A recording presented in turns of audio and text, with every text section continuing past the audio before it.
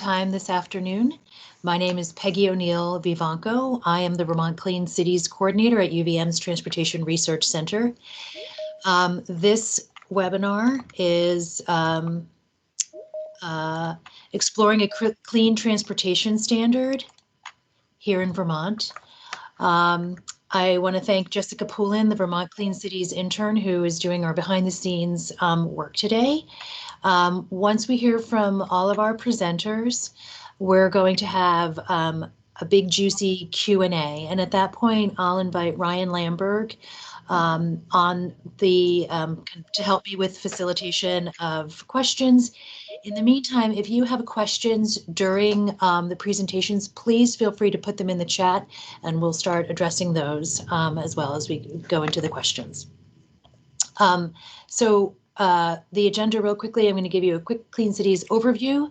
Then we'll hear from Jared Duval, the Vermont Climate Council member and Energy Action Network ED. If you don't know Jared in Vermont, then I don't know where you've been. Cory-Ann Wind is joining us from Oregon Clean Fuels, and she'll give us a snapshot on what's working in her state. Julie Tighe will, from New York League of Conservation Voters, will join us for a very brief update on the New York State low carbon fuel standard, their approach to that. Colin Murphy from UC Davis Policy Institute will talk about electrification and a low carbon fuel standard, and we'll also hear from Eileen Tutt, the California Electric Transportation Coalition, and we'll round it out with Carolyn Berninger from the Great Plains Institute. So very quickly, as many of you know, Clean Cities is a Department of Energy funded program. There are about 100 of us across the United States. We work on all fuels, all alternative fuels, I should say. So anything that just displaces petroleum. So we're well suited to host events like this that talk about a low carbon fuel standard, which supports everything from electrification to lower emission and lower carbon fuels, all to reduce emissions and decrease our reliance on petroleum. Our work goes from like small technical support to fleet analysis. We can also offer the DOE resources for some more complex technical response issues. So please, whether you're in Vermont or any of the other states, reach out to your state or city Clean Cities coordinator for more information. The goal of this Clean Transportation Standard presentation today is, as Vermont is going on our climate action plan, we need to bring all Vermonters on this pathway. We need to address cultural and behavioral changes for all of us to think about how we approach transportation and how we engage with the built environment and how we move around in it, and as well as our goods. We want to support our working landscape, which is integral to Vermont's economy. And invest in workforce development as we think through the shifts from different fuels and technologies. We're looking for policies that support equity. We've heard a lot that we need all voices at the table, and I just want to underscore that.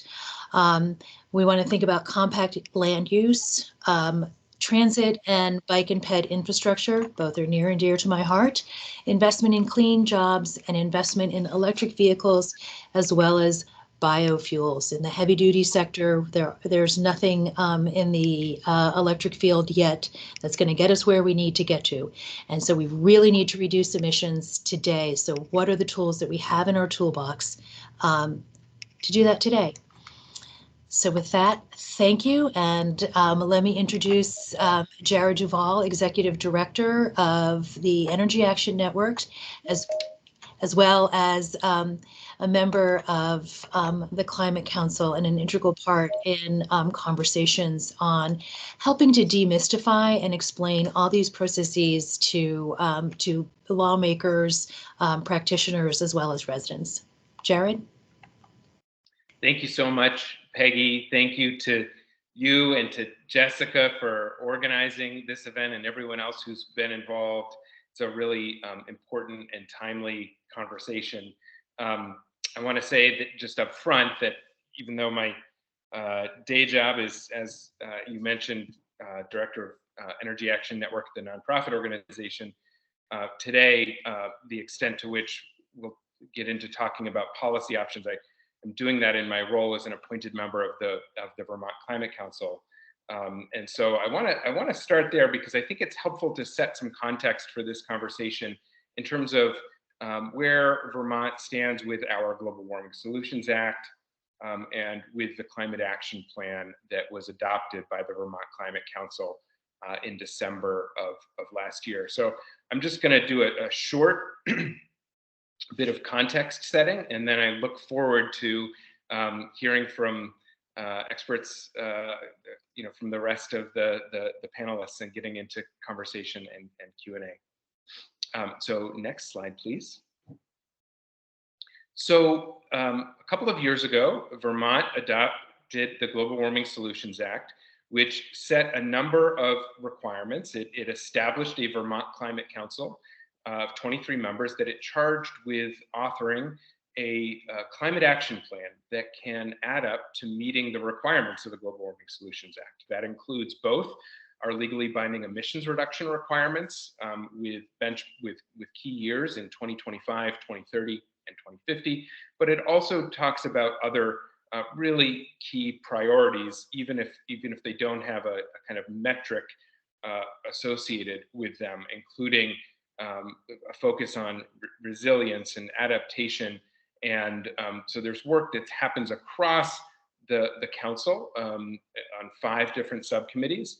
But what we're going to focus on, what I want to focus on today, is kind of where things ended up in terms of our climate action plan with relation to the emissions reduction requirements and the gap that now exists that we, as a council, are beginning a exploratory process to say, well, what are the leading primary policy options that could step up to ensure that we meet our emissions reduction requirements, both overall and specifically within the transportation sector, because that is our biggest gap for reasons I will get into in a minute. Next slide, please.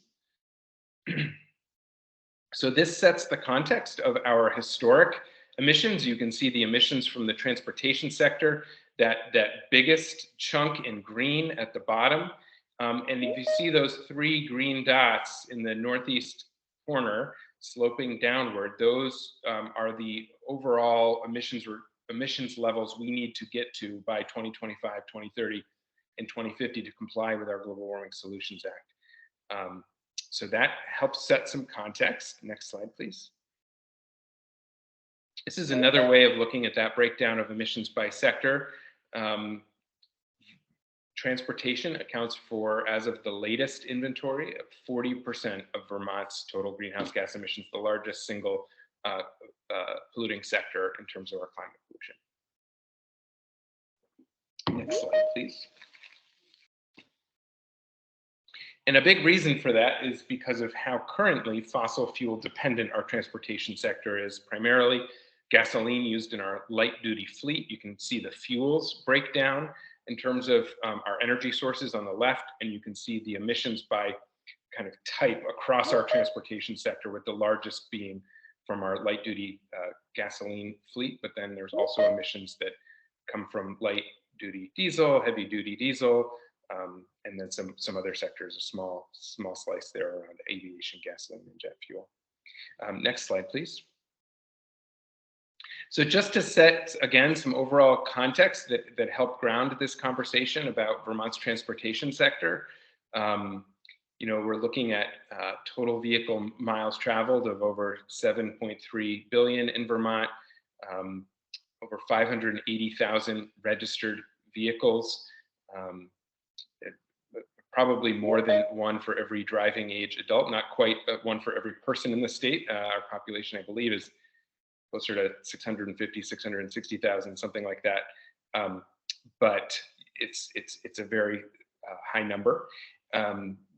Average vehicle miles traveled of over 12,000 miles per registered vehicle as of the latest data.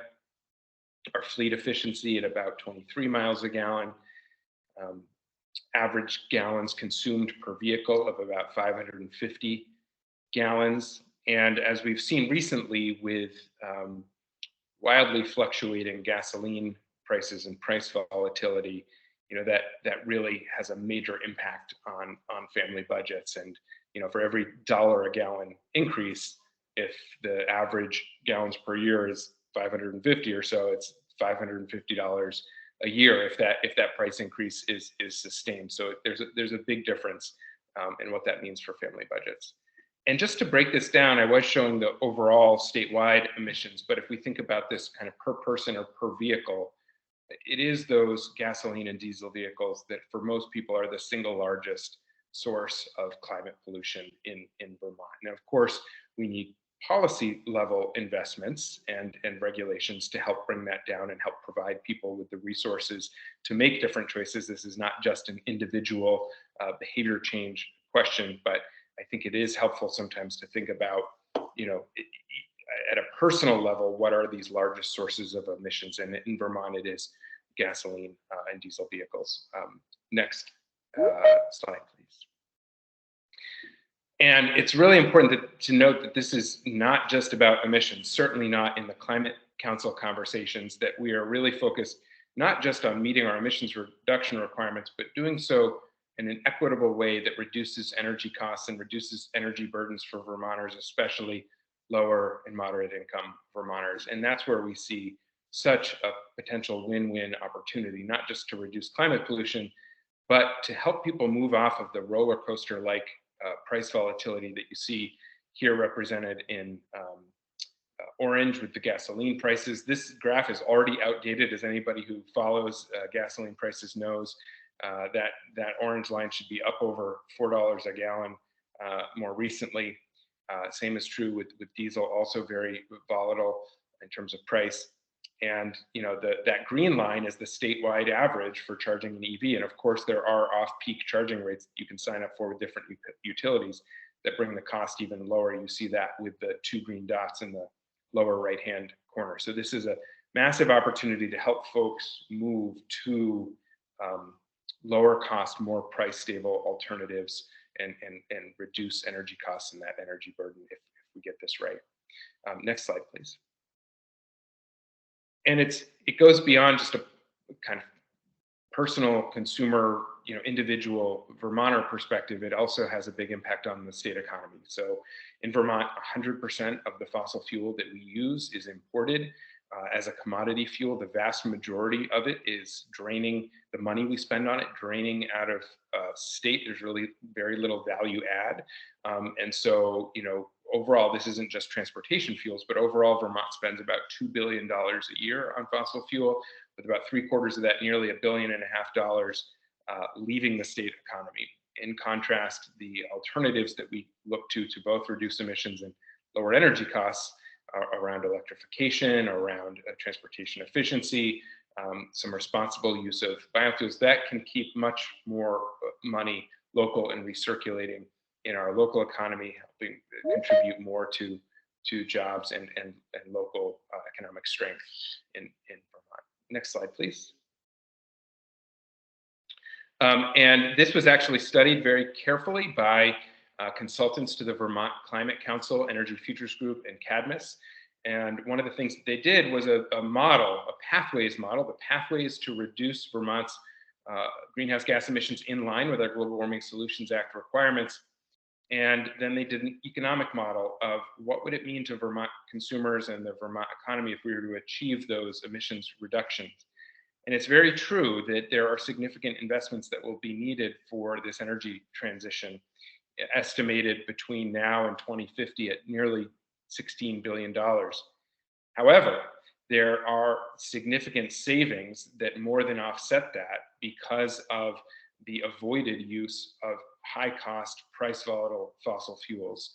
And when we also look at the avoided damages, the avoided social and environmental damages, the net result is a savings of over $6 billion related to our emissions reduction targets and transition. Again, if we can get this right with the right kind of market signals, policy levers, and equity centering priorities. Next slide, please. So there's more here that if folks want to look at the slides afterwards, hopefully they will be available for download and review. I don't want to get into too much detail because I want to provide time for the other presenters. I will say that the initial estimates show that we think transportation, this is from the Department of Environmental Conservation of Vermont, that we think the transportation sector emissions are going down. It is you know, we're always looking for more recent data. Recent years have been, it's difficult to know how many of these changes will be durable versus how many may have been fleeting or due to the unique nature of the initial start of the pandemic versus how many of these things may be more long-standing changes to transportation patterns and fuel use.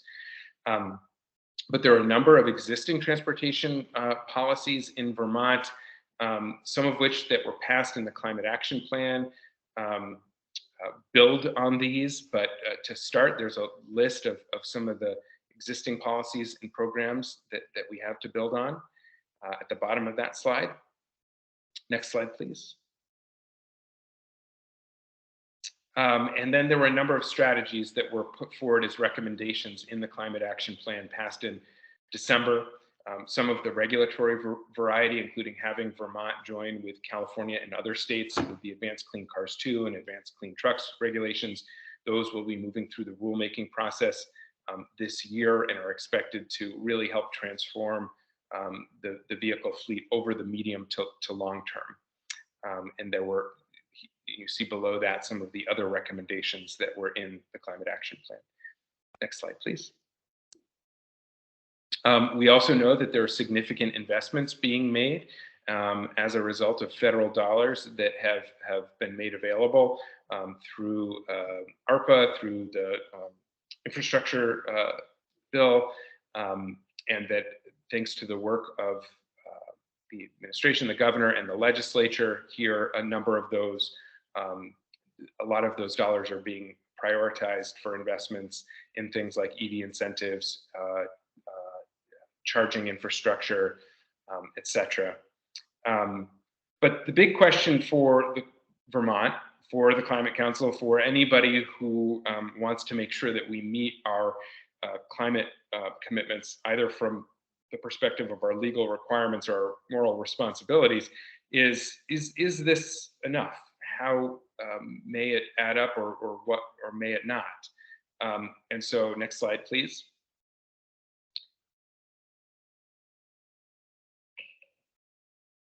So analysis has been done both by Energy Action Network and by the Agency of Natural Resources. Additional analysis will be done beyond that, but to say how much of an emissions reduction benefit or impact do we think we will get from those regulations, the joining of Advanced Clean Cars 2 and Advanced Clean Trucks. And we look ahead to 2030 and we need to move from what was the estimated total for 2021 of 2.93 million metric tons, get down to 2.06. And we think that we can get probably a little more than a third of the way there through those two regulations. But that remaining amount, the remaining nearly 2/3 of emissions reductions that will still be needed from the transportation sector, is some combination of emissions reductions that we hope to come from existing policies and programs. It can be very difficult to model to what extent they will deliver. And we also will almost certainly need additional policy and regulatory measures to help fill that remaining gap. Next slide, please. And so this kind of brings us to a comparison with the approach that we're taking in other emitting sectors, which is a desire for certainty, a desire for confidence that we can meet our emissions reduction requirements. One of the ways we have done that in the electricity sector is through the kind of market signal and the legal requirement around changing our electricity portfolio through the Renewable Energy Standard. And the same approach has been proposed by the Climate Council and is under consideration by the legislature right now for a performance standard in the thermal sector with the Clean Heat Standard. But what we do not have is a primary or lead policy framework to make sure that we meet the emissions reduction requirements from the transportation sector, and that we do so at a scale and pace aligned with the Global Warming Solutions Act, and centering equity with those investments. I think, as anybody who follows transportation policy knows, that the Transportation and Climate Initiative program was envisioned to be just such an approach, to provide such clarity and confidence. But in the early winter, late fall, with the announcements from Connecticut and then Massachusetts and Rhode Island that they were going to pull out of the Transportation and Climate Initiative, that left us in the lurch. Vermont had originally, at least the Climate Council had originally been proposing to join the Transportation and Climate Initiative program. But with that uncertain, we now need to find a different primary or lead policy approach. Next slide. And I'm gonna basically finish here, and that is to say that, so that conversation has begun. What are the alternate lead policy options that we need to consider, that we need to have public conversations about, that we need to explore the pros and cons, that what we can learn from other states or jurisdictions about the best ways to design options? The council will be going through a process through November to identify those options, engage with the public, get feedback, refine them, and working towards a recommendation that we can make to revise the climate action plan so that it will actually add up and meet our requirements. So initially, two of the areas that we have identified that we want to do a lot of research and have focus on are the opportunities around cap and invest programs, and are the opportunities around performance standards, like we're going to discuss today, whether that's called a clean transportation standard. I know they're called different things in different states. But that is just to end on the point that this is a really timely conversation, because we have a gap, we have a need, and we want to learn from others. And a performance standard in the transportation sector, we've already identified as something that it needs further attention. And so that's why this conversation can be so helpful today. So thank you. Thank you, Jared. Again, I appreciate your time. So now we're going to hear from Cory-Ann Wind. Cory-Ann, as I mentioned, is from the Oregon Department of Environmental Quality, and she's been working for the last 9 years overseeing the development of Oregon's clean fuel program, clean fuel standard. And so she's going to share what Oregon's doing, and we'll see where Vermont can pull some threads from that. Cory-Ann, thank you. Yeah, thank you for having me today. I am very excited to share the story that we've been creating in Oregon with our Clean Fuels program. It actually goes back all the way to 2009 when our legislature first adopted this policy, but began implementation in 2016. So it has been a work in progress. So in a nutshell, this is basically how our Clean Fuels program works. It is modeled off of California's low carbon fuel standard. But in our case, we began implementation in 2016. And so our original this regulation requires that the carbon intensity or the life cycle emissions of Oregon's transportation fuels basically decreases by 10% over a 10-year period. So that's from 2016 to 2025. We're in year 6 of it now, and so we have had some early successes. I'll get to that in the next slide. But basically, what we're doing right now is in an open rulemaking to expand the program. So back in 2020, our Governor Kate Brown issued executive order that basically directed the Department of Environmental Quality and our Environmental Quality Commission to adopt rules to expand the Clean Fuels program. Transportation in Oregon accounts for almost 40%, and it is the biggest sector of emissions. And so this is the Clean Fuels program from Oregon is the foundational program to reduce transportation emissions. And so the signal to move out to establish targets out to 2035 in at least 25% carbon intensity reductions We're mid rulemaking right now, and last week we did, for the first time, have proposals that we want to extend this carbon intensity requirement out to 37% reductions from our baseline of 2015. So again, very aggressive movement for this program to build on the early successes. So next slide.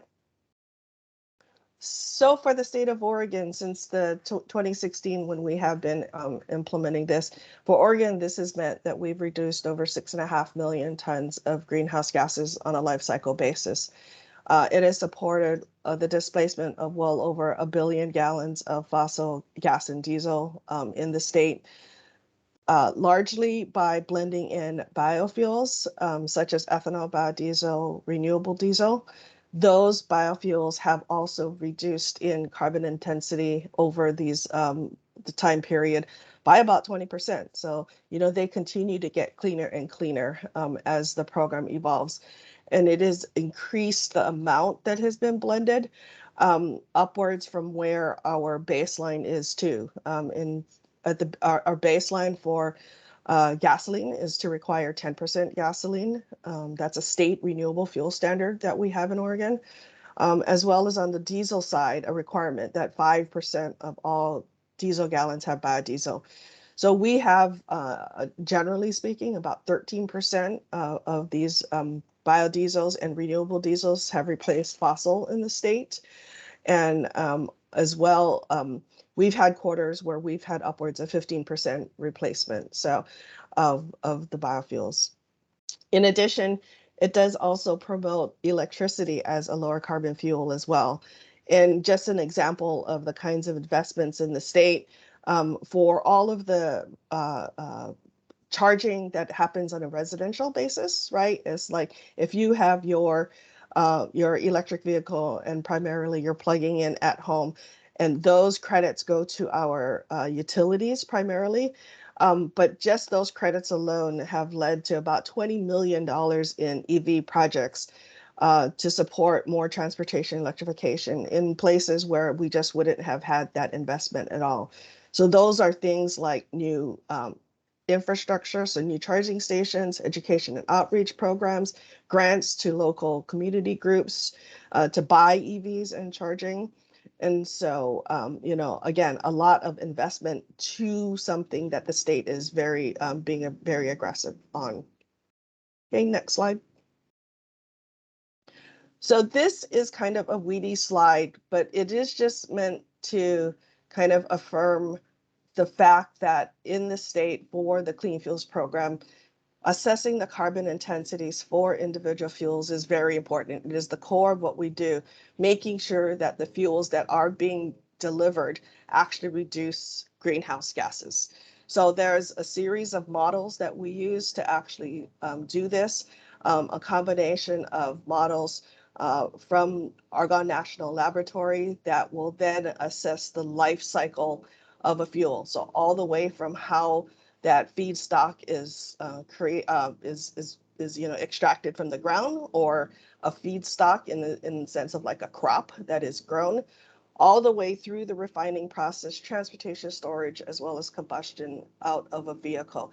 And it's this life cycle model that is critical to figuring out what reductions that we're getting as we displace the fossil gas and diesel. It is a model that we that we follow with the state of California largely. There is one difference in how we assess indirect land use change, and those are for crop-based biofuels. But largely, it's within the state of Oregon, knowing that the way that we quantify what these emissions are and the emissions reductions calculations are is consistent.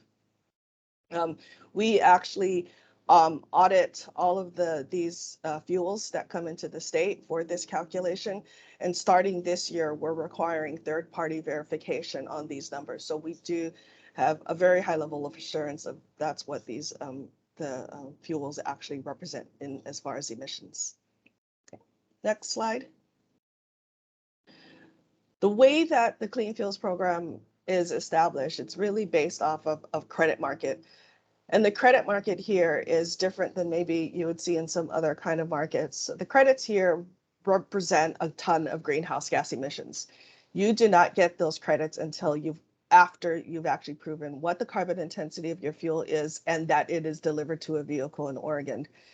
So that's how it is. So the providers of these lower carbon fuels generate these credits, and they're transacted amongst the parties of the participants of the program, primarily to importers of gas and diesel, the higher carbon fuels in the state.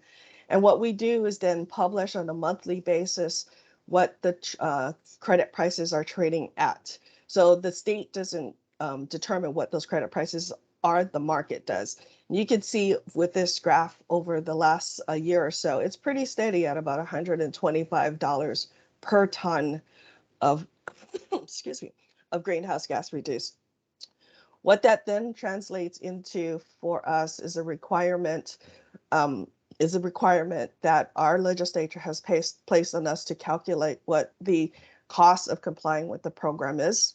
So it's an equation that is a conservative equation. So it's the highest price of if an oil company were to purchase all of their credits on the market during the year. So this is in absence of them having their own contracts with biofuel producers or investments of their own clean fuels projects. And so for 2021, this credit price translates into approximately 5 cents per gallon on a gallon of gasoline, and about 5.8 cents per gallon for diesel. Next slide.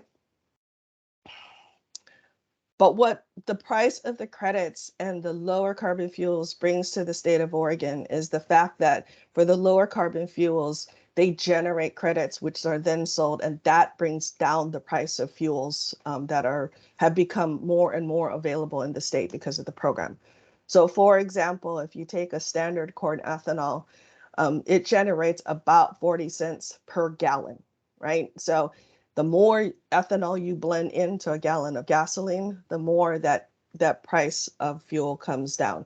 If you have a more lower carbon ethanol, that also increases the credit value. So that's another way you bring down the costs. I think it's most evident by something like these biodiesel numbers, where you have biodiesel that can be made by something like soybean that has a value of about 61 cents per gallon based on the carbon intensity of that fuel. So you're bringing down the price of that biodiesel. But if you're using a used cooking oil biodiesel that has a carbon intensity of more like 20, you'll see that value go up almost double to like $1.16 per gallon. And so anyway, so that is how you see the impact of the value of these credits to these fuels, right? So these bring down the cost and it increases the demand for them. Electricity, renewable natural gas, likewise. Okay. Next slide. Actually, I think that's all.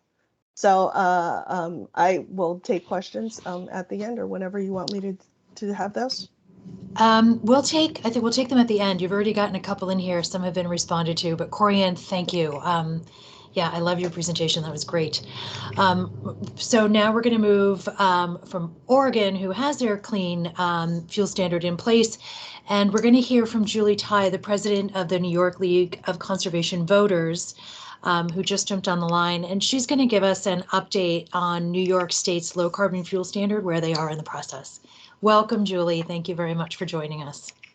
No problem. Apparently I got in just in the right time. Thank you for having me. So yes, I'm Julie Tighe. I'm president of the New York League of Conservation Voters, and we are leading a coalition here in New York of multiple types of stakeholders across the industry, environmental groups, privately some government organizations, called Clean Fuels New York, where we are advocating for a clean fuel standard here in New York State. We started our work at probably the end of, 2019, and we've been working on that ever since. And we are working on sort of a dual track. New York State adopted a law in 2019 called the Climate Leadership and Community Protection Act, which requires the state to reduce emissions 40% by 2030 across the economy and 85% by 2050, with a goal of being carbon neutral by that time. And so we've been pursuing an administrative track that enables us to get a clean fuel standard as part of the climate action plan that is stemming from that historic law, as well as seeking an a legislative path where we're trying to get legislation passed that we think would expedite and provide very clear statutory authority for advancing a clean fuel standard. We've made a lot of progress over the last few years. In the state Senate, we have more than 43 co-sponsors of the legislation out of a body that has 63 members, the overwhelming majority of which are in the majority party. They're Democrats. We do have a few Republicans on the legislation as well. In the Assembly, we have over 93 members of the Assembly who are on the bill. That's of a House that's 150 members. So we have clear majorities in both houses in order to advance legislation. But we've been a little stuck because it is not without controversy, as there are some concerns by some that there potentially would be cost impacts. There are concerns by some that this would perpetuate fossil fuel usage, even though we don't agree with that. This would very clearly decline the amount of fossil fuels that are being used. We've made real meaningful progress here on both the administrative front and on the statutory front. We are currently in the process, we're actually 5 days late now on our state budget. The state Senate included the clean fuel standard or the low carbon fuel standard in their one house budget proposal that's being considered right now.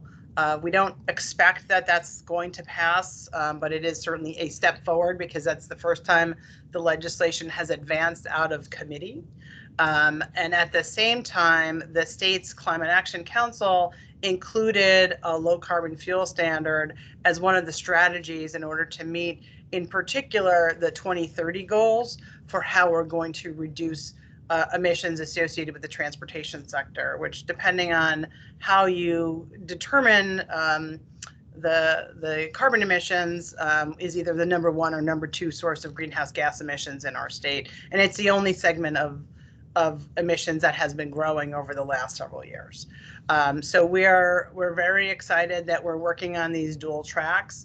The state has started a hearing process where people can provide comments on the proposed scoping plan for the Climate Action Council. Literally, the first meeting is today. There are going to be a total of 6 in-person meetings and two meetings that are virtual, where people can have an opportunity to weigh in. We are encouraging members of our coalition to participate in that, so that we make sure that there is positive comments being made about advancing a clean fuel standard as part of that. Should that be included in the final scoping plan that's adopted by the council, presumably by the end of the year, which is the statutory deadline, then the State Department of Environmental Conservation has the authority under that climate law adopted in 2019 to move forward with such a policy by regulations without needing additional statutory authority. So we're pushing very hard on the administrative side to make sure that that keeps moving forward. But concurrently, we're going to keep pushing on the legislative side, should it not be done in the budget, which frankly is what I expect to happen. We are, growing our coalition. We've recently had members of labor join the coalition that we have, and we've also been working with the airline industry, who they're very interested, and they see this as sort of a game changer for how they could decarbonize their, their aviation fuel. And so that's been an exciting place because we're looking at areas where we can grow the diversity of our coalition and who we're representing. Because right now, we have a lot of fuels providers and electric folks, as well as some of the public health and environmental organizations, but we're trying to make sure that it's broader to also include, like, DHL recently joined the coalition. So we're very pleased about that. So we're making progress. but we still have work to go in order for us to actually get a bill passed. We're jealous of Washington State for getting it over the finish line last year. I'd hope that we would get there first, but we're certainly hoping to be the East Coast anchor for moving towards a low carbon fuel standard. Wow, Julie, thank you very much. Yeah, I hope New York is the East Coast anchor. Maybe Vermont might be each of that.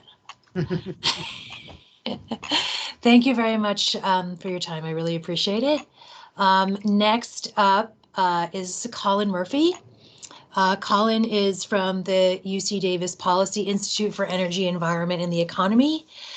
He helps researchers construct and engage with policymakers. He co-leads the Low Carbon Fuel Policy Research Initiative at UC Davis's Institute of Transportation Studies.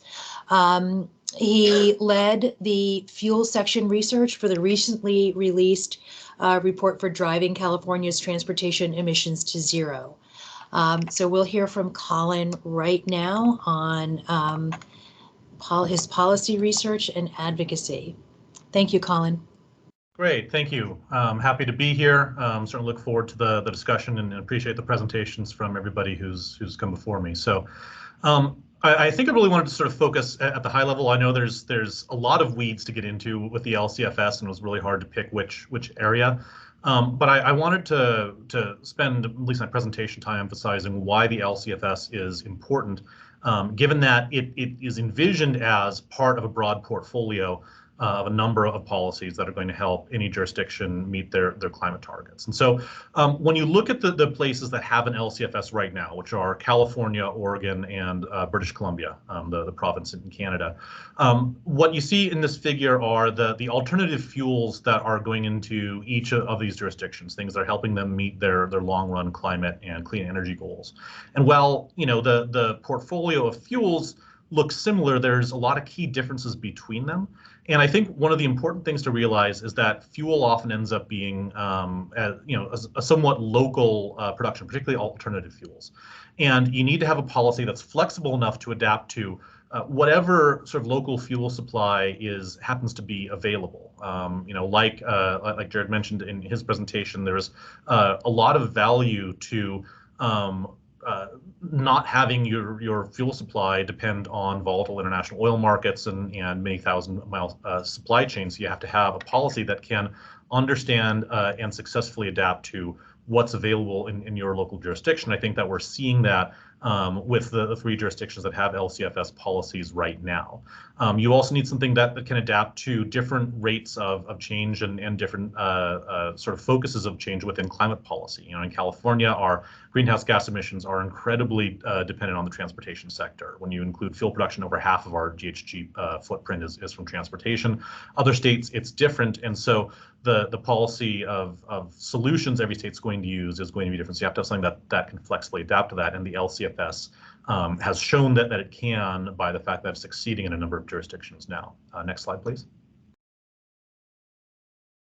Go ahead, click it one more time to get the there we go. Yeah, the chart. So this actually comes out of that report, the Driving California's Transportation Emissions to Zero report. We were instructed by the state legislature to develop a plan for how California's transportation system could achieve carbon neutrality by 2045, pursuant to an executive order that was issued in California in 2018. And so this brought together over 30 researchers from 4 different University of California campuses. It's very, almost 500-page report that I guarantee you is an absolute page turner. Highly recommend all of you go and try to find it. And I think it confirmed a lot of the sort of basic understanding that we've had, that electric vehicles are incredibly important. They're the single most important tool we have in the toolbox for reducing greenhouse gas emissions from transportation, but they can't do it alone. No matter how hard we sort of pushed on the rate of change and in trying to get more EVs into the fleet, the fleet just doesn't turn over that quickly. Vehicles last too long.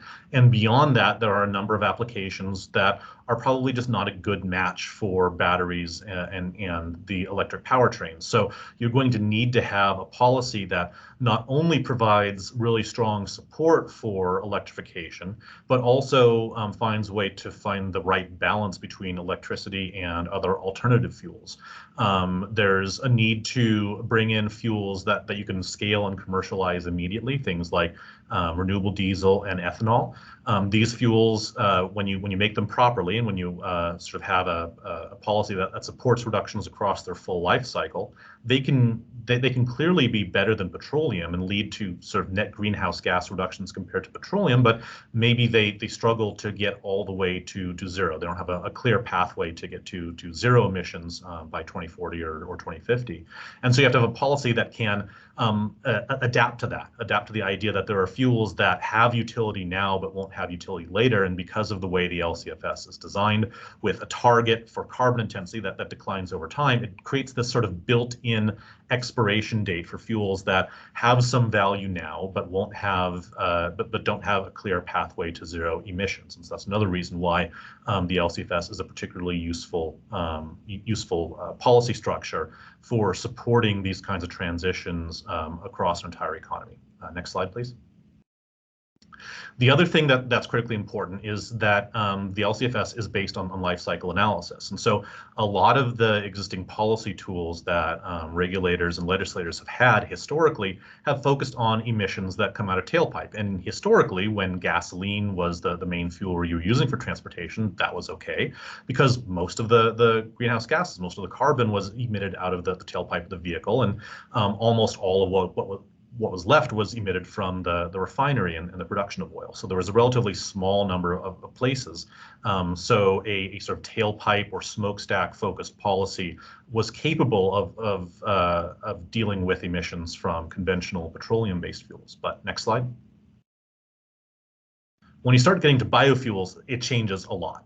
And all of a sudden you have a lot more different sources of emissions. You now have some places where the plants grow, where they're actually absorbing carbon out of the atmosphere.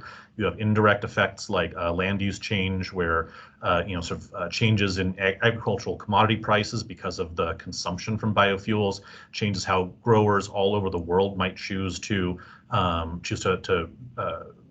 plant their crops and what and where they choose to grow. So you have to have a policy that looks at the full life cycle, includes all of these effects, and has a clear structure for providing a proportional incentive and giving each fuel credit for what it provides to the system. And that's sort of the fundamental nature of the LCFS, where the amount of incentive any particular fuel gets is based on the life cycle greenhouse gas reductions it provides.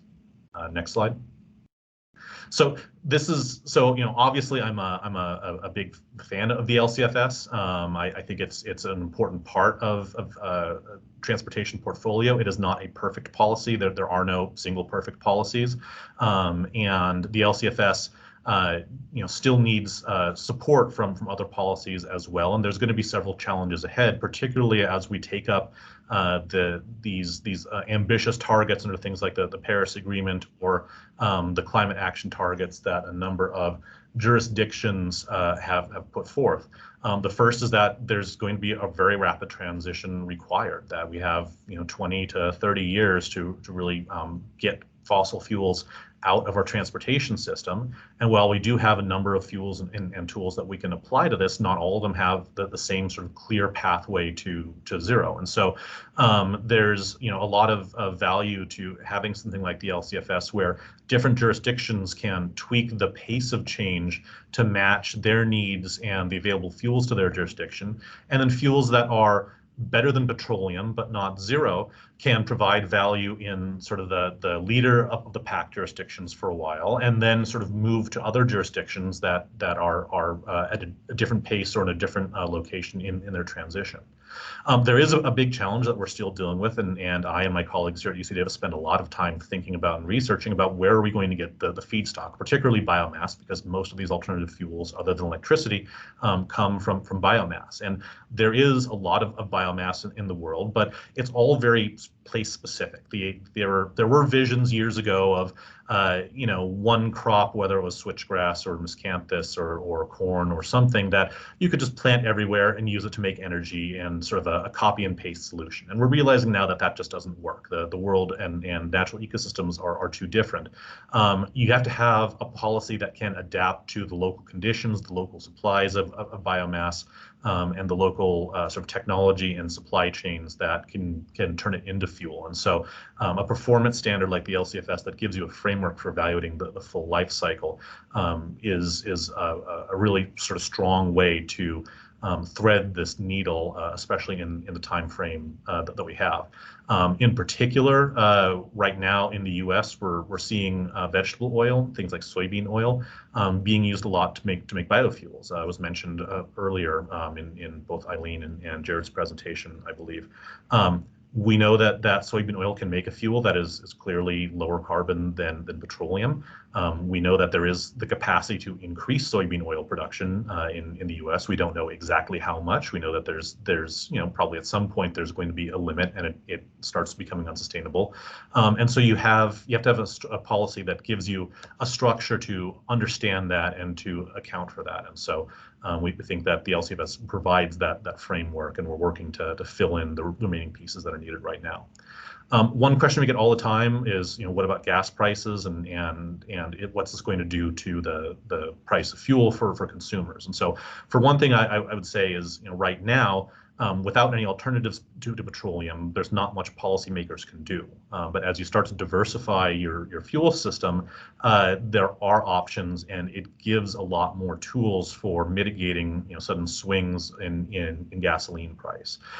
It also, the thing to realize is the LCFS does apply a charge to conventional high carbon fuels, but it makes the low carbon alternative fuels cheaper. So if you're concerned that lower income groups might be priced out of driving by a climate policy, the LCFS gives you a way around this by adopting complementary policies to make sure that lower income and disadvantaged communities have access to the vehicles that can burn these alternative fuels. And that's what we're doing in California. We have a number of electric mobility pilot projects, shared mobility pilot projects. I know transit districts are finding that the value of the LCFS on electric vehicles has been critical to electrifying their fleets. So the LCFS can definitely be part of sort of an equity enhancing portfolio of policies. And the last thing I would say is, just like Cory mentioned in Oregon, you have a lot of opportunities to make blends of petroleum and biofuel. And when you have that, you essentially have a high carbon part of your gallon and a low carbon part of the gallon. And the high carbon pays into the system, and some of that of what it pays in comes out in the low carbon part. So essentially, in a gallon of 10% ethanol, which is what's at pretty much every gas station, the 90% of the gallon that's gas is paying into the LCFS system, and some of that goes to the ethanol. So you get some of that cost impact washed out. So the LCFS, because of the ability to provide a lot of value for these low carbon fuels, ends up washing out and insulating the retail consumer from some of these price signals, but does send a very strong price signal to the producers of these fuels. And we think this is a really valuable property that helps reduce the chance that the policy could cause a problematic gas price spike. And so far, in California, in Oregon, in British Columbia, the gas price increases have been sort of at the low end of the range that's predicted. And like Cory mentioned, there's a lot of opportunities for fuel producers to find even lower cost options for compliance and reduce the pricing further. Next slide. I think that was it for me. Oh, I'm sorry. The last thing I wanted to say, there are concerns about equity, and I know that there's been a lot of discussion between fuel advocates and the environmental justice community. And one of the things that we know is diesel pollution, diesel particulates in particular, have been a real health challenge to a lot of disadvantaged communities that are disproportionately exposed to it. What we've seen in all of the jurisdictions that have an LCFS operational right now is the diesel side of the transportation sector has been the quickest moving, has been the first to see a lot of substitutes come in, has been the first and the fastest to decarbonize. So while we don't have the data needed to sort of research this at the level of granularity and certainty as we really like, what we can say is we know that Diesel pollution is one of the main things that affects disadvantaged communities. The LCFS tends to get more compliance on the diesel side of the portfolio than gasoline, so it stands to reason that this ends up being a very equity enhancing policy. And that's before you start adding specific provisions or complementary policies to improve the equity footprint even more. So that's, again, a topic we're working on quite a bit, and happy to get into more detail if anybody wants to follow up. So that is the last slide for me. For those of you who are getting a copy of the slide, I have contact information in there, as well as several slides that have resources, things to read, reports and peer-reviewed journal articles. We are happy to reach out and connect with anybody to help share the experience we've had in working with the LCFS over the last decade plus here at UC Davis, and happy to take questions when the time comes. Thank you. Thank you, Colin, and thank you for finishing on that equity note. I think that's really important, something that we're all trying to address. Next up is Eileen Tutt, who is the director of the California Electric Transportation Coalition. Prior to that, she served as deputy director for the California EPA and various other positions at the California Air Resources Board. Eileen might be having some technical difficulties, right, with your screen, so be patient as we try to forward your slides, but if you need assistance, Eileen, just give a shout and we'll help. Thank you. Yeah, thank you so much, Carolyn. Can you hear me? Okay, is everybody? Oh, good. Thank you, Colin. Okay, so the only problem I'm having is that I can't see the slides. So I'm going to trust that Jessica or Carolyn will tell me if my slides are off. But if you want to just go to the second slide, which should be a graph of the performance of the low carbon fuel standards thus far, I'll just start there. And I wanted to show this slide in part because I've been working to diversify the transportation fuel sector for my entire 30-year career. And I will tell you, it's extremely difficult because what we have in the transportation fuel sector is really the oil and oil is the predominant, if not the monopolistic fuel. So you have a single fuel that our entire transportation system is dependent on, and that is very, very harmful to our economy, particularly when so much of that oil comes from other countries, and some of them are very unstable. So we have this kind of historic challenge that we have been trying to tackle for a very long time, and in different ways. And you see it now. We have massive reserves. California happens to be an oil producing state, and so even though we are an oil producing state, we've had a challenge, and getting a more diversified transportation fuel pool, which does insulate us from things like what's happening now, where you have massive price spikes that are completely, on some level, unpredictable. And so we just need to have a more diversity in our transportation fuel pool. And so what I want to say here is that this has been the first policy that's really been effective in diversification of the fuel pool. And that's largely, as Colin was saying, and I think you heard earlier, because of the biofuel mixing into our current fuel system. So if we want to, I'll just show that this slide was intended to show that we're on track. And not only are we on track, but we, even through the pandemic, which actually reduced the demand for petroleum and put us ahead of the game. If you were to look at, if we could get 2021 data, which I think will be available soon, you'd see that that we're staying on track, and we would have been on track regardless of whether or not our transportation system was disrupted as much as it was during the pandemic. But I just want to say that, I have a lot of history here, and I will say that this kind of fuel neutral approach, as Colin said, you can look at the local economy or the local fuel pool that's available, and you can use it can be adjusted depending on your system, as long as the carbon intensity number really reflects the desire to decarbonize the fuel system. So if you can go to the next slide, what I wanted to talk about is the electrification and how electricity credits are calculated in that low carbon fuel standard. Because I will tell you, and I was part of the team that developed the low carbon fuel standard under Governor Schwarzenegger. And when it was developed, it really was intended to be a liquid fuel standard. The idea was to encourage, really, it was cellulosic ethanol at the time. And I think it is a statement about the effectiveness of the LCFS in California, in that it did not turn out the way we expected it. And in fact, it substantially decarbonized the fuel pool in California.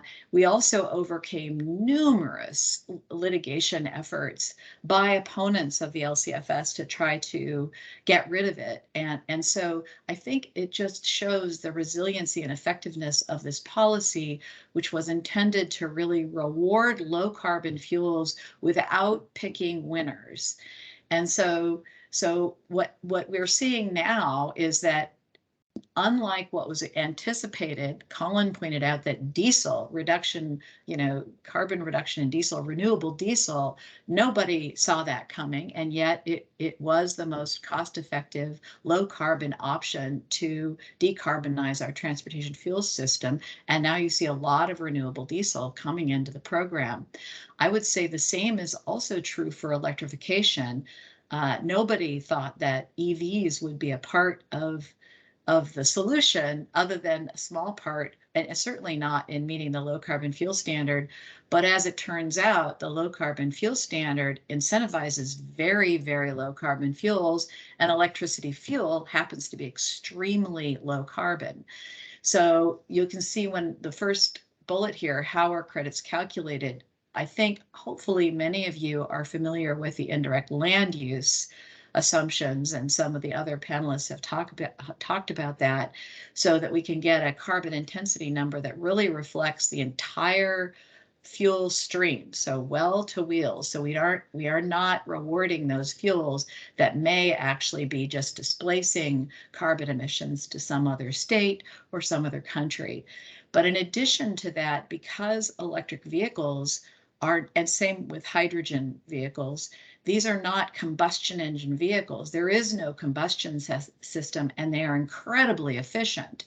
So the low carbon fuel standard captures that vehicle efficiency through an energy efficiency ratio. And that is, whether you're a gaseous fuel like natural gas, or a liquid fuel, or electricity fuel, if the vehicle itself is more efficient, the low carbon fuel standard captures that efficiency in the energy efficiency ratio, which is then applied to the CI, so that we are reflecting the actual reduction in carbon emissions from the fuel being used in this vehicle.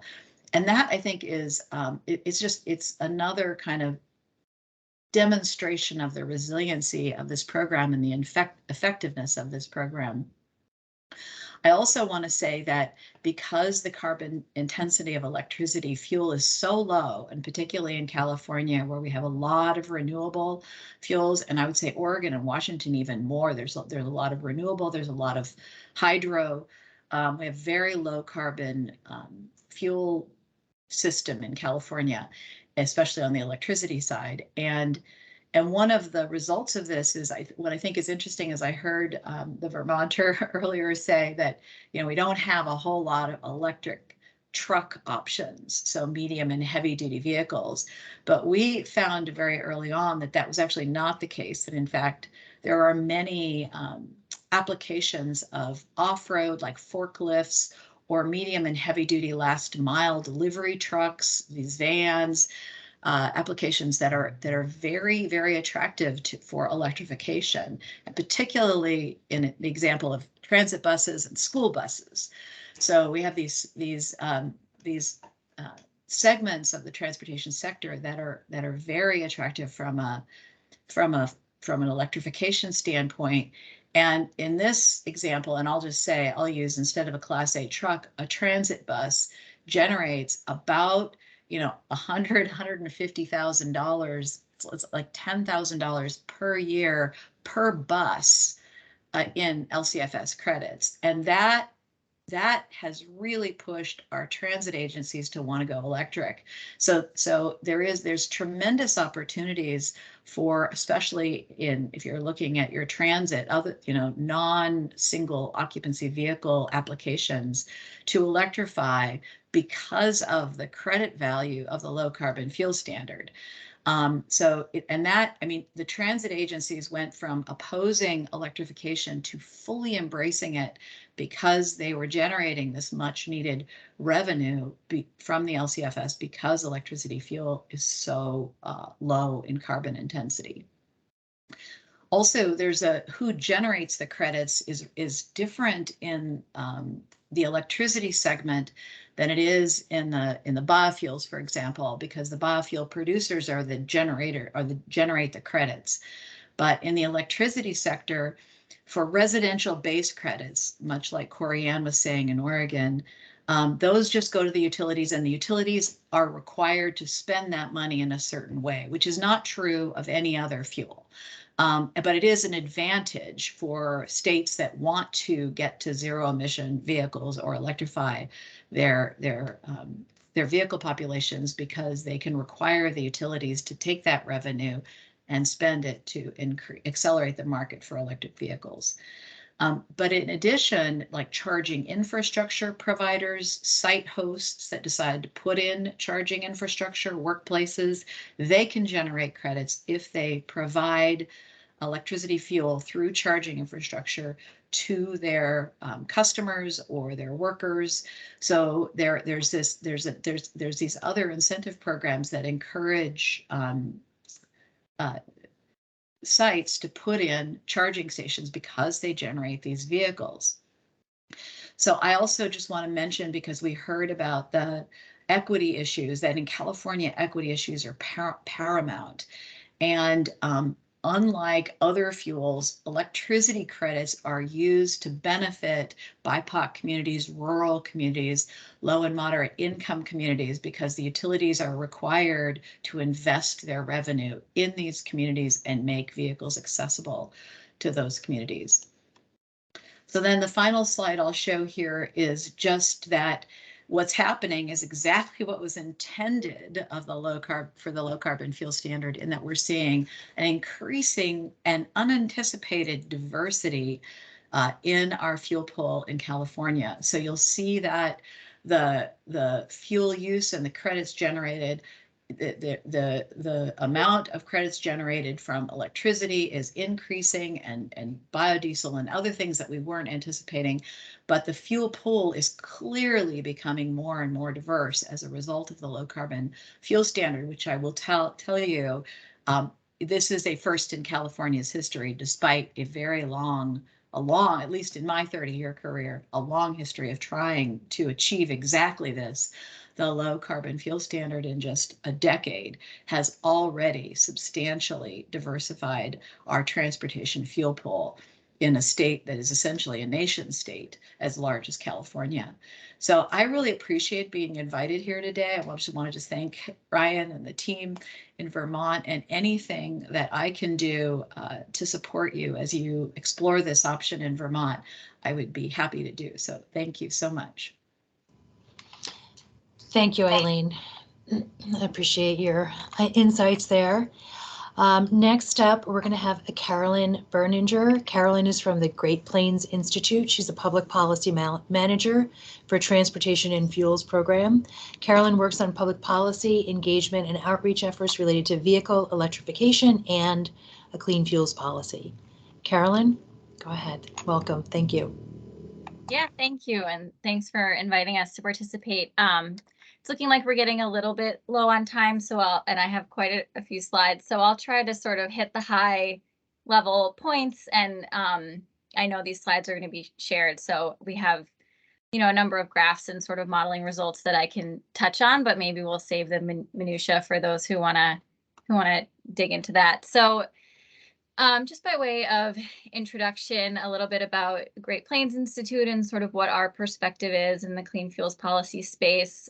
We're a nonpartisan, nonprofit organization with a mission to transform the energy system to benefit the economy and the environment. And really what our role is on clean fuels policy work is we convene a number of stakeholder groups, both at the regional level in the Midwest and at the state level, discussing clean fuels policy design and implementation. And we also provide policy and technical support for states and state level coalitions that are working to advance clean fuels policies. So the first thing I just want to talk a bit about is the history of our regional convening, the Midwestern Clean Fuels Policy Initiative. This is sort of where the GPI-led clean fuels policy convenings in the Midwest started and really followed from the adoption of clean fuels policies in California and Oregon and British Columbia, and this growing interest from agricultural and biofuel interests, particularly in the Midwest as the region with the largest concentration of biofuel production in the US. These interests were gaining experience and, knowledge about sort of how to interact in these markets. And there was a growing interest in talking about how to tailor clean fuels policy specifically to Midwestern states. So this led to the Clean Fuels Policy Initiative being launched in 2018. It's a broad coalition of stakeholders, and you can see on the next slide, we have a list of the stakeholders that are participating in the Midwestern Initiative and really operating under a shared understanding that clean fuels policies are a really valuable market-based approach to achieving economic goals, energy security goals, climate and environmental and public health goals. So as you can see here, it's a pretty broad group of stakeholders that have been coming together in the Midwest. We've got ethanol and biodiesel producers, clean energy and conservation organizations, electric utilities, renewable natural gas producers, electric vehicle charging companies, and others. And I think you've heard already today about sort of the unique benefits of a clean fuels policy being technology neutral, lifting up a broad portfolio of fuels, so we can really get a lot of diverse and even bipartisan support for this kind of policy that is pretty difficult to do a lot of times on climate policies today. So this initiative launched, I guess it was about 4 years ago now, started with sort of a lot of internal dialogue among stakeholders and led to the introduction of a white paper in early 2020, which we'd be happy to share, but you can find it online. It's called A Clean Fuels Policy for the Midwest, and it just presented a number of policy design considerations to inform discussion of clean fuels policies specifically for Midwestern states. So if we go on to the next slide, we see a number of policy principles that the Midwestern group has really come together around. Nothing surprising or probably super new compared to what else you've already heard today, but this group is really focused on supporting a broad portfolio of fuels again and really maintaining a technology neutral perspective on a clean fuels policy. So, you might see in California, electric vehicle infrastructure, capacity credits, that sort of specific discussions about one specific technology over another.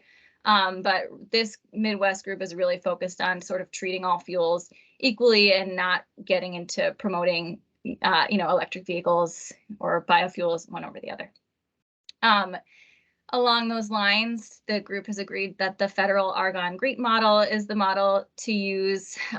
We've already talked a bit today about indirect land use change impacts, so maybe that's a little in the weeds. The goal is to support both rural and urban economic development. One, I think, unique piece in the Midwest is a lot of discussion about ways to support farmer-led efforts to adopt climate-smart agricultural practices at the farm level. So rather than sort of assuming an average carbon intensity for biofuel feedstocks, getting down at the individual farm level and being able to calculate credits and provide credits to farmers who are implementing different farming practices, no-till, reduced fertilizer use, that kind of thing at the farm level. So that's something there's been a lot of discussion about and would be new to the clean fuels policy space if the Midwest is able to figure out how to implement that. Finally, a goal to contribute to electric sector decarbonization and to improve air quality and public health. Next slide.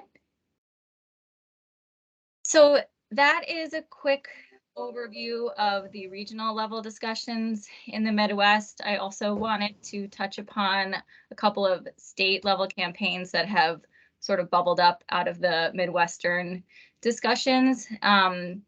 The bulk of the update is going to be focused on Minnesota because that is where most of the action has been happening, but there are a couple other states in the Midwest that I think we could expect to see a bill or at least some sort of draft legislation in the coming couple of years.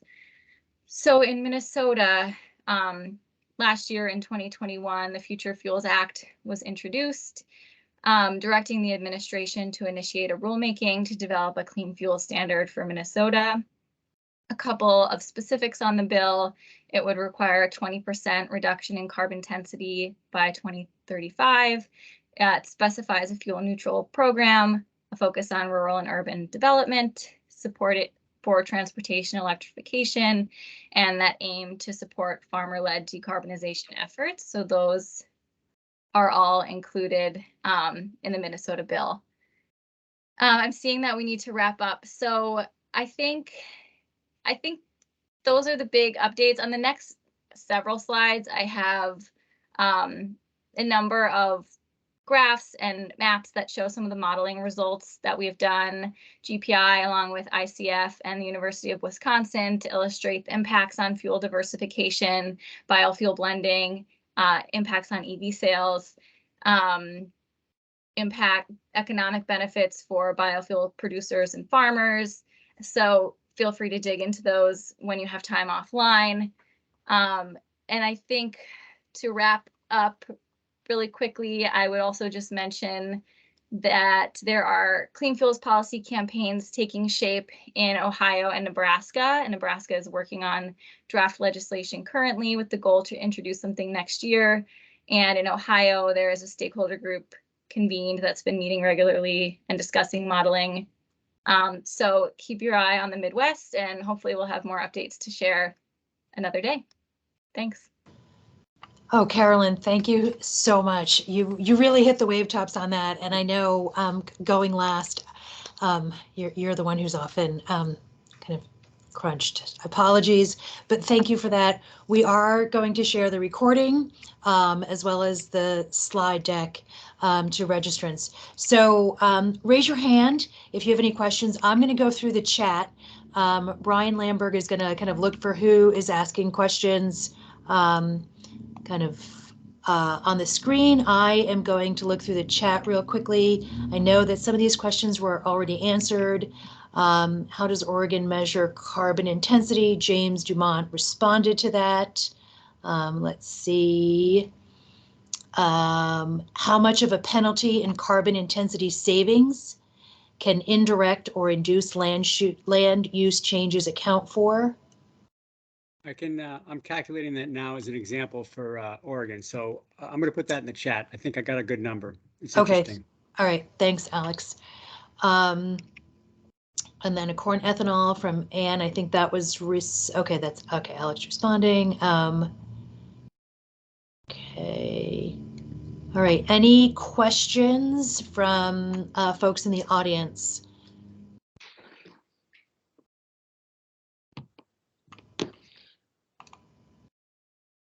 While we wait, this is Ryan Lamberg, and thanks, Peggy. If you can hear me, yep. I think, you know, just tackling that last question, it brings up an issue around, you know, what qualifies and what doesn't, and in some cases the land use change impacts are so great that they wouldn't qualify for the program. In fact, they're so great they don't qualify for, you know, renewable fuel standard credit either. So these are the guardrails that are also protecting, you know, the U.S. as a whole. That's why, you know, we're really, when we import, for example, palm oil, it's almost exclusively used for things like making our chips crispier or our hair shinier, and not for fuels generally. So, you know, I also heard a lot of great things, and just cut me off whenever you see some questions, Peggy. But I just wanted to reemphasize, you know, what I heard about pushing back on this fossil fuel paradigm that we've had for so long, and how all these fuels can work together to do that, and how you know, electrification and biofuels can be on the same side of the table. And in fact, every alternative fuel, from renewable propanes to renewable, you know, you name it under the sun, that's pushing back on the petroleum dominance, is part of this story. The other thing I heard too is a lot of talk about investments, and maybe we didn't talk enough about it, but where these programs exist, you really start to see a lot of investment, you know, in the billions of dollars by companies to bolster renewable fuels and electrification opportunities in those states and regions where those programs exist. So I guess those are some of the takeaways, and I certainly appreciate Colin's point about transforming the diesel space. You know, it was only about 15 million gallons of consumption in California prior to the program, and 10 years later, it's literally a third of the diesel pool is biomass-based diesels, and on track to replace every drop of on-road LCFS diesel fuel by 2030. So it's a great story, and one that works in tandem with other alternative fuels like electrification. Thanks, Ryan. There's a question in the chat for Eileen, Cory-Ann. Any insights or intel from California or Oregon on how to work collaboratively with environmental justice or grassroots ENGO communities? Yeah, sure. I mean, I guess for Oregon, you know, I think I go back to what Colin Murphy said earlier. You know, it's the reduction in the diesel emissions that really benefit the environmental justice communities that have traditionally been overburdened by those emissions. So broadly, that would be my answer, but specifically, a lot of the work that is being done by our utilities and investments being made are very, like, there's a requirement for 50% of that investment be and benefit environmental justice communities. So it's something that we will continue to work on and reach out to those communities to implement. And I would just add, in California, the environmental NGOs have been not only extremely supportive from the get-go, but also helped in some of the legal challenges that LCFS has faced over the years. And fortunately, those legal challenges that have been overcome in California should help states like Vermont and other states move forward more expeditiously. So the environmental NGO community has been very active from the get-go for the last 15 years. On the environmental justice side, we have an environmental justice advisory committee at the Air Resources Board at our regulatory agencies, and there are actually they provide input on our programs. I will say that the biggest concern lately with the environmental justice folks happens to be on the dairy digester or biofuel side, because there is some concern about when you build these facilities in communities, even if they're not, you know, there's obviously, in California is a big oil producer, refineries, there's a lot of community impacts of those refineries. And there is some concern on the environmental justice folks, if we build renewable fuels or other kinds of fuels, refineries, if you will, or plants that make these fuels, that will impact the local communities. And that has certainly been true with large dairies that may install equipment that captures the methane and then uses it to meet the LCFS requirements. So we continue to work with those communities. It's actually a very, very active and ongoing dialogue, and to try to address their concerns. But I will say that part of the beauty of the LCFS is the idea is not just to reduce the carbon content of fuel, but actually to protect these communities from pollution and from the economic consequences of addiction to oil, which has harmed these communities disproportionately. So as Cory-Ann said, in the end, when you have a policy that actually benefits the communities directly, either by reducing emissions from trucks that pollute in their communities, or by reducing their cost of transportation, though they're very attractive, and it's taken quite a lot of, and continual, it's not a one-time work with the equity communities, the BIPOC communities, to ensure that as we roll out and this program continues to accelerate, that it benefits communities, all communities. Thank you. Thank you. I would add one other thing to that, and we do a lot of outreach to EJ communities here at UC Davis. One of the challenges we're running into is fuel policy is just not in the top 10 considerations for most organized environmental justice advocacy groups or grassroots groups. And they're having to, they're scaling up and they're building a lot more capacity. Finally, the environmental justice communities have gotten sort of access to the political system and have gained a political voice. It's going to take them some time to really sort of grow, to just develop the capacity and the networks and the organizations that we have, or that sort of more longer established environmental groups have. So I think it's important to find opportunities to bring them into the conversation, to get them into the day-to-day work, not just on this. I think too often environmental groups, other environmental groups, sort of the EJ groups, when they want help with one thing, and then once that issue's gone, it's gone. I think that there needs to be sort of deeper and more persistent relationships and a little bit less of a transactional approach, which is tough because everybody's bandwidth limited. It's not as if anybody's sitting here in one of these organizations having extra time on their hands. Right. Very good point. Thank you. Quick one thing for Carolyn, I did put a link to your white paper, the Clean Fuel Policies in the Midwest. Can you verify that that's the correct link, that's the correct paper? And then if not, just repost it. And then a couple other questions real quick. Has there been an analysis of which options are better suited for cold weather states? Which fuel options? Go ahead.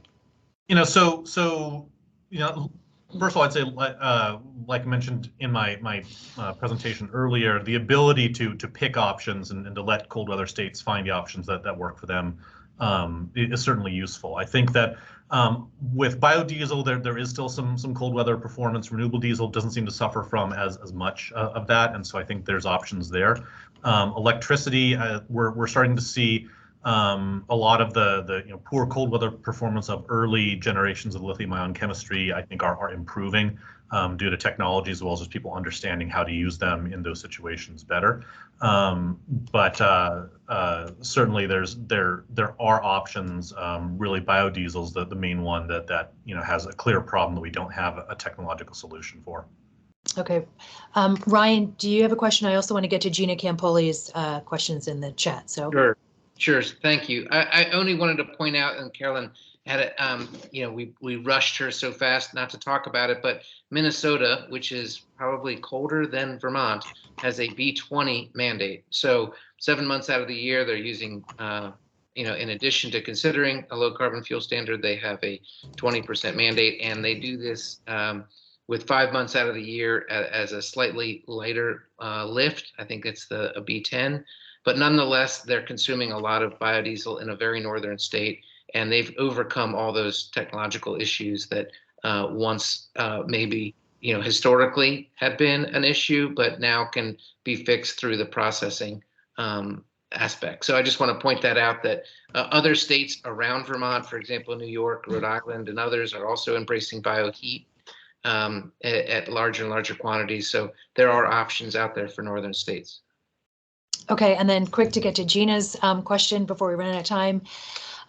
Very little, if any, on-road biofuels are produced in Vermont or in the region. Would wholesalers have access challenges if Vermont went it alone on a low carbon fuel standard? I mean, I I would just say, you know, so I haven't done the market analysis for Vermont. I haven't actually run the numbers, but I would say most of the fuels that are used for compliance are things that we already move around in large amounts. We already move petroleum and petroleum blends, things that blend into it. So we already have the capacity to move liquid. There's already electricity grid.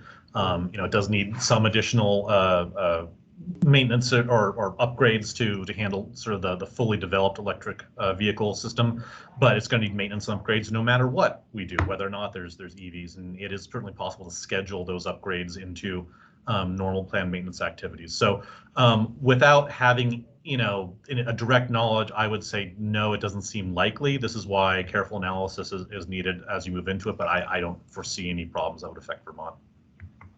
Great, thank you. Okay, we are at the top of the hour. Wow, time flies when you're honestly having fun with low carbon fuels. I want to thank our presenters for your time, for sharing your expertise, for helping to inform Vermont on these important issues.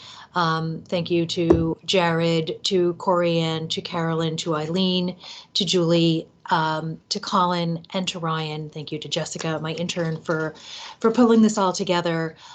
We will send out the recording and the slides. And if you have any questions, please reach out to any of us. Our information will be on the slide decks. Thank you very much. Thank you, and have Peggy. a great afternoon. Thanks. Thank you so much. Thank you. Thanks.